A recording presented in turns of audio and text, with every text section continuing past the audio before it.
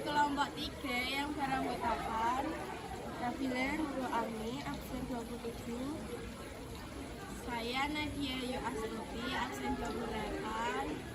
Saya Najwa Gatalianini, absen 29. Saya Naurani Putra Aulia, absen 30. Kami akan menyampaikan materi tentang bab 2. Selamat menyaksikan. Memahami Undang-Undang Dasar Negara Republik Indonesia 1945 sebagai konstitusi pertama Republik Indonesia. Undang-Undang Dasar Negara Republik Indonesia tahun 1945 merupakan konstitusi pertama Indonesia. Pengertian konstitusi secara etimologis, kata konstitusi berasal dari kata constituer Perancis yang berarti membentuk. Sedangkan istilah undang-undang dasar adalah suatu bentuk terjemahan dari bahasa Belanda grond yang memiliki arti dasar dan wet memiliki arti undang-undang sehingga grondwet yaitu undang-undang dasar. Tujuan konstitusi. Tujuan dibentuknya konstitusi adalah sebagai berikut: memahami mengenai kekuasaan dengan tujuan agar tidak bertindak sewenang-wenang tanpa dibatasi kekuasaan penguasa bisa saja merugikan warga negaranya, melindungi HAM dan juga menjamin hak memperoleh perlindungan hukum bagi warga negaranya. Tiga, sebagai suatu pedoman dalam melaksanakan proses penyelenggaraan negara.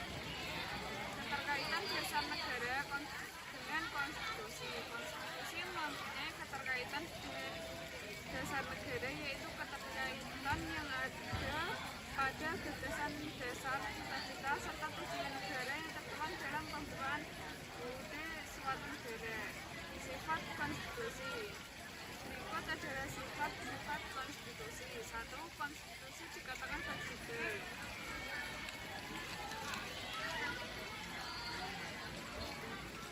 2. Konstitusi bersifat rigid. Macam-macam konstitusi. 1. Konstitusi tertulis dan tidak tertulis. 2. Fleksibel dan kaku. 3. Derajat tinggi dan tidak derajat tinggi. 4. Serikat dan kesatuan. Fungsi konstitusi. 1. Sebagai alat yang membatasi kekuasaan. 2. Sebagai sumber hukum tertinggi. 3. Sarana perekayasaan. 4. Pelindung hak asasi manusia. 5. Pelindung simbolik pemersatu. 6. Sarana pengendalian masyarakat. 7. Sebagai identitas nasional dan lambang. 8. Memberikan batas-batas kekuasaan pemerintah. 9. Fungsi simbolik rujukan identitas dan keagungan bangsa. 10. Sebagai piagam kelahiran suatu negara. 11. Fungsi simbolik sebagai pusat upacara. Kedudukan konstitusi yaitu 1. Hukum dasar dan hukum tertinggi. Perumusan Undang-Undang Dasar Negara Republik Indonesia tahun 1945. Indonesia merdeka pada tanggal 17 Agustus 1945, akan tetapi saat itu Indonesia belum memiliki dasar konstitusi atau undang-undang dasar yang digunakan sebagai payung hukum dalam melakukan proses penyelenggaraan negara. Undang-Undang Dasar 1945 dalam sidang BPUPKI yang dilaksanakan pada tanggal 9 Juli 1945 diadakan penambahan anggota baru, yaitu Asikin Natanegara, Abdul Fattah Hasan, Abdul Qahar, Solio Jojo, Muhammad Nur dan Besar. Pada tanggal 11 Juli 1945 BPUPKI melakukan sidang yang membahas mengenai pembentukan panitia perancang undang-undang dasar yang memiliki tugas untuk merumuskan undang-undang dasar. Panitia ini diketuai oleh D.R. Soekarno yang memiliki 19 anggota untuk selengkapnya. Tepatnya pada tanggal 14 Juli selaku Ketua Perancang Undang-Undang Dasar D.R. Soekarno menyampaikan tiga keputusan dari panitia kecil, yaitu sebagai berikut. Pernyataan Indonesia akan segera merdeka. Merdeka. B. Pembukaan Undang-Undang Dasar. C. Batang tubuh Undang-Undang Dasar. 3. Periodisasi pemberlakuan konstitusi di Indonesia. A. 18 Agustus 1945 sampai 27 Desember 1949. B. 27 Desember 1949 sampai 17 Agustus 1950, yaitu Undang-Undang RIS. C. 17 Agustus 1950 sampai 5 Juli 1959, yaitu UUD sementara. D. Periode kembalinya UUD 1945 5 Juli 59 sampai 1996. Periode Undang-Undang Dasar 1945 masa Orde Baru, yaitu 11 Maret 66 sampai 21 Mei 1998. Dan yang terakhir yaitu 19 Oktober 1999 sampai sekarang. Wes tak nganu Mas.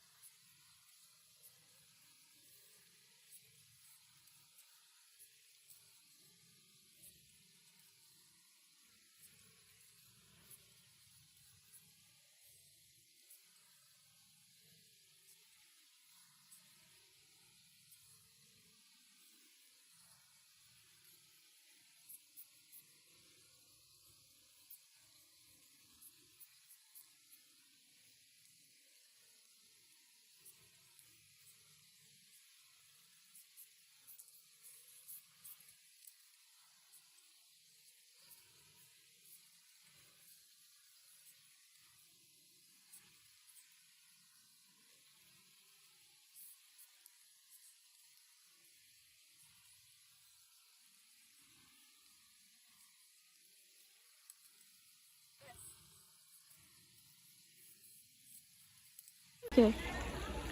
4. Hasil perubahan. Amandemen merupakan kegiatan melakukan perubahan resmi terhadap dokumen resmi tanpa perubahan terhadap UUD 1945. Dalam kegiatannya dilakukan perbaikan atau pelengkapan pada beberapa rincian pada UUD 1945 yang asli. UUD 1945 sebelum dilakukan amandemen memiliki 38 bab, 37 pasal, dan 64 ayat. UUD 1945 mengalami 4 kali amandemen. Hasilnya, UUD 45 memiliki 16 bab, 37 pasal, 194 ayat, 3 pasal aturan perakitan, dan 2 pasal aturan tambahan. Berikut adalah hasil dari setiap amandemen. Amandemen UUD 1945 ke-1. Amandemen pertama dilakukan pada sidang umum MPR pada 14-21 Oktober 1999.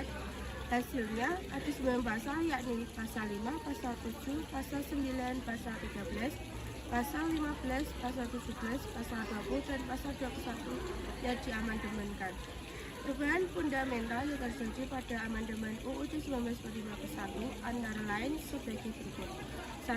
Pergeseran kekuasaan membentuk undang-undang dari Presiden ke DPR. 2.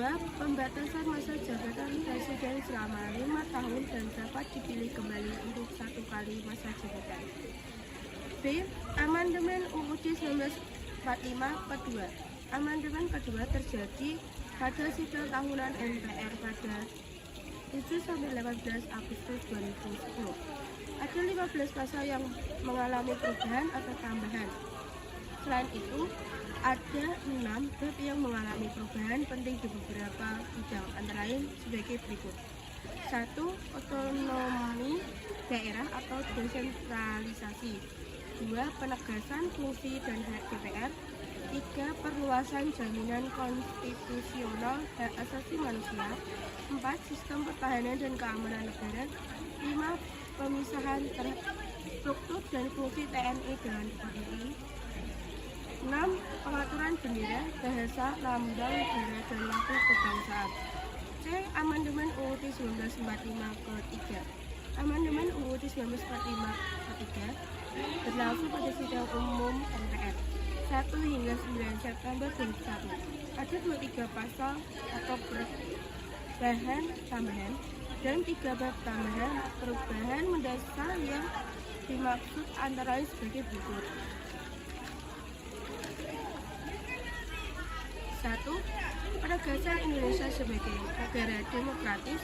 2. Perubahan struktur dan kewenangan MPR. 3. Pemilihan presiden dan wakil presiden langsung oleh rakyat.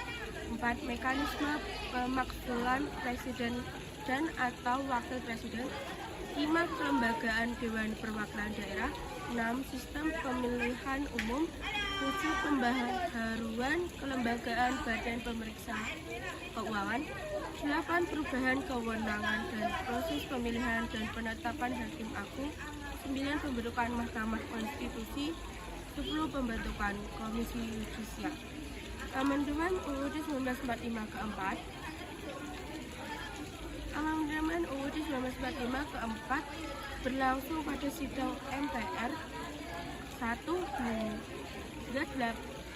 hingga 9 Agustus 2012. Ada 13 pasal, 3 pasal aturan peralihan, 2 pasal tambahan, dan perubahan 2 bab.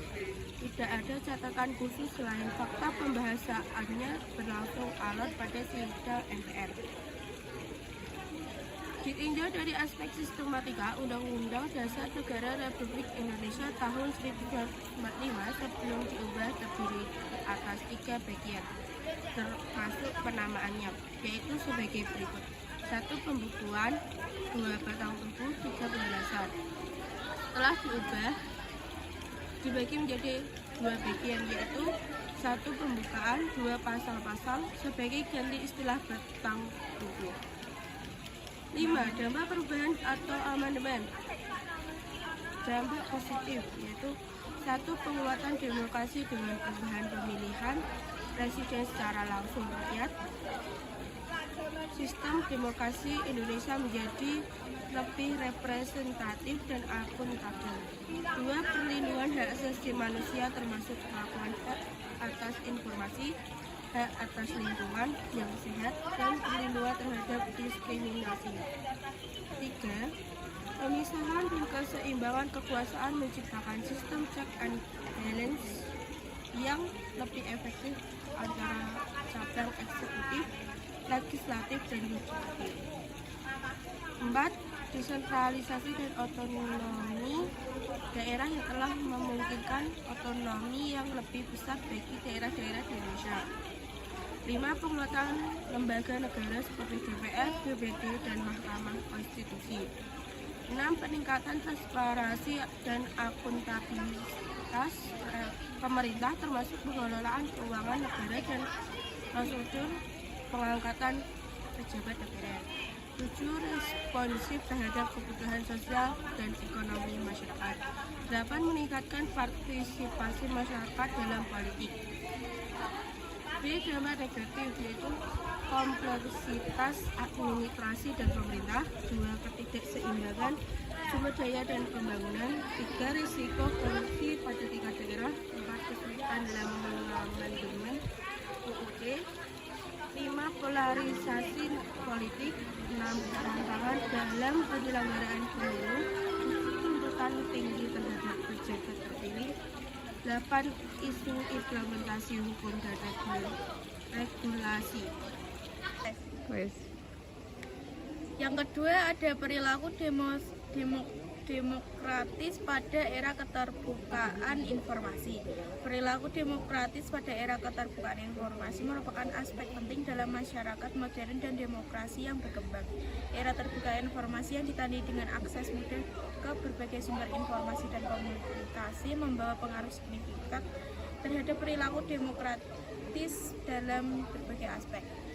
A. Prinsip perilaku demokratis pada era keterbukaan informasi. Yang pertama, ada demokrasi yang berketuhanan yang Maha Esa. Merupakan salah satu prinsip penting dalam konteks demokratis di Indonesia yang mencerminkan nilai-nilai dasar yang terkandung dalam Pancasila, terutama pada sila pertama yakni ketuhanan yang Maha Esa. Berikut adalah beberapa aspek penting dalam prinsip perilaku demokratis pada era keterbukaan informasi. A. Menghormati keberagaman kepercayaan. B. Penerapan nilai-nilai etika dan moral. C. Kerukunan antar agama. D. Keterlibatan semua pihak. E. Pendidikan nilai-nilai agama dan moral. F. Peran agama dalam masyarakat. Yang kedua ada demokrasi dengan kecerdasan.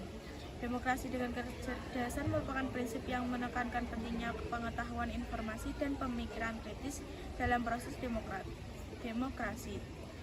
Berikut adalah beberapa aspek penting dalam demokrasi dengan kecerdasan analisis objektif. Yang A. Penggunaan informasi dan pengetahuan yang akurat. B. Pendidikan sebagai fondasi. C. Literasi digital. D. Partisipasi publik yang berbasis pengetahuan. E. Dialog dan diskusi publik. F. Pendekatan berbasis bukti dalam pembuatan kebijakan. Yang ketiga, demokrasi yang berkedaulatan rakyat merupakan salah satu pilar fundamental dalam sistem demokrasi yang menekankan bahwa kekuasaan tertinggi dalam negara berada di tangan rakyat. Prinsip ini memiliki beberapa aspek kunci sebagai berikut. A. Kehendakan rakyat sebagai fondasi pengambilan keputusan. B. Partisipasi aktif warga negara. C. Transparansi dan keakuntabilitas pemerintah. D. Pemerintah umum yang bebas dan adil. E. Pengakuan dan perlindungan hak politik. F. Pemberdayaan masyarakat sipil. D. Pendidikan demokrasi. Yang keempat adalah demokrasi dengan rule of law atau kedaulatan hukum. Demokrasi dengan kedaulatan hukum menekankan pentingnya hukum sebagai dasar dalam menjalankan negara. Berikut aspek-aspek kunci dari prinsip ini meliputi A. Penerapan hukum secara adil dan tidak diskriminatif. B. Kepatuhan terhadap hukum oleh semua pihak. C. Independensi lembaga peradilan. D. Transparansi dan akuntabilitas dalam sistem hukum. E. Perlindungan hak asasi manusia. E. Penegakan hukum yang efektif. G. Akses terhadap keadilan. Yang kelima ada demokrasi dengan pemisahan kekuasaan negara. Adalah prinsip fundamental dalam sistem demokrasi yang bertujuan untuk mendapat keseimbangan dan mencegah penyalahgunaan kekuasaan. Berikut adalah beberapa aspek kunci dari prinsip ini. A. Pemisahan fungsi dan kewenangan. B. Keseimbangan kekuasaan. C. Independensi yudikatif. D. Akuntabilitas dan transparansi. E. Kerjasama antar cabang. F. Pencegahan konsentrasi kekuasaan. Yang keenam ada demokrasi dengan hak asasi manusia. Demokrasi dengan hak asasi manusia menekankan pentingnya menghormati dan melindungi hak asasi manusia sebagai bagian integral dari praktik demokratis. Aspek-aspek berikut ini menjadi sangat penting. A. Kebebasan berbicara dan berekspresi. B. Akses ke informasi. C. Perlindungan privasi dan data pribadi. D. Pencegahan pelanggaran hak asasi manusia. E. Pendidikan hak asasi manusia. F. Partisipasi publik. G. Teknologi dan hak asasi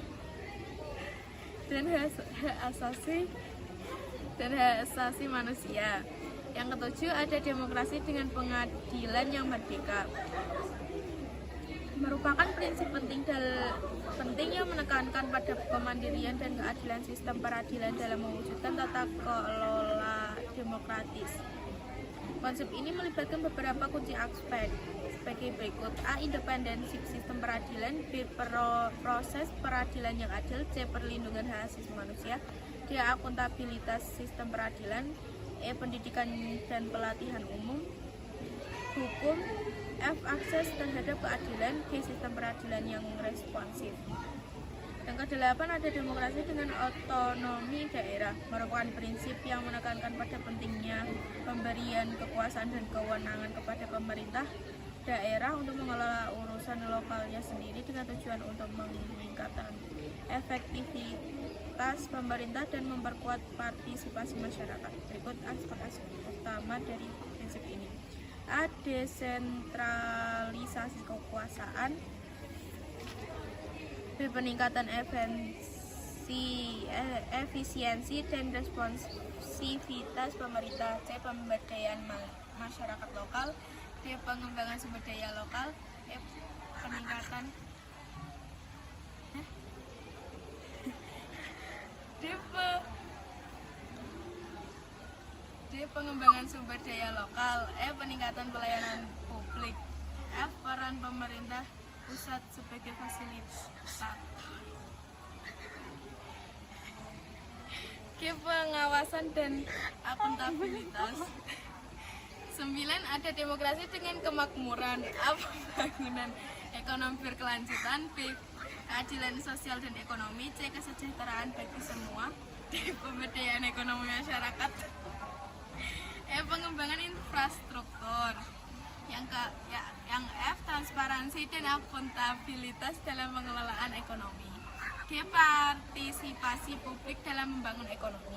Yang ke-10 ada demokrasi yang berkeadilan sosial. Merupakan prinsip penting dalam sistem demokratis yang menitik beratkan pada pentingnya kesetaraan dan keadilan dalam distribusi sumber daya dan prinsip ini mencakup beberapa aspek utama sebagai berikut. A. Pemerataan kesempatan. B. Distribusi sumber daya yang adil. C. Pengurangan ketimbangan sosial dan ekonomi. D. Pemberdayaan masyarakat. E. Perlindungan sosial yang kuat. F. Pengakuan dan perlindungan hak minoritas dan kelompok rentan. D. Promosi keadilan sosial melalui kebijakan publik. Yang B. Contoh perilaku demokratis pada era keterbukaan. Pertama, lingkungan keluarga. Contoh perilaku demokratis pada era keterbukaan di lingkungan keluarga sebagai berikut. A. Berlaku adil kepada anggota keluarga. B. Bebas mengeluarkan pendapat. C. Mengatasi masalah keluarga dengan musyawarah. D. Mendahulukan kepentingan bersama. Yang kedua adalah di lingkungan sekolah. Contohnya A. Pemilihan ketua kelas dengan cara voting atau musyawarah. B. Saling menghargai pendapat orang lain. C. Menerapkan jadwal piket bergilir. D. Tidak ada diskriminasi. Yang ketiga adalah lingkungan tempat tinggal. A. Melakukan hak dan kewajiban di tengah masyarakat. B. Ikut berpartisipasi dalam menjaga keamanan dan ketertiban. C. Gotong royong dengan semua warga. D. Musyawarah rutin. Yang keempat ada lingkungan bernegara. Contohnya A. Pemilu presiden dan wakil presiden. B. Pemimpin bisa menjalankan tugas sesuai amanat. Sekian pemaparan materi dari kelompok kami. Kurang lebihnya mohon maaf. Wassalamualaikum warahmatullahi wabarakatuh.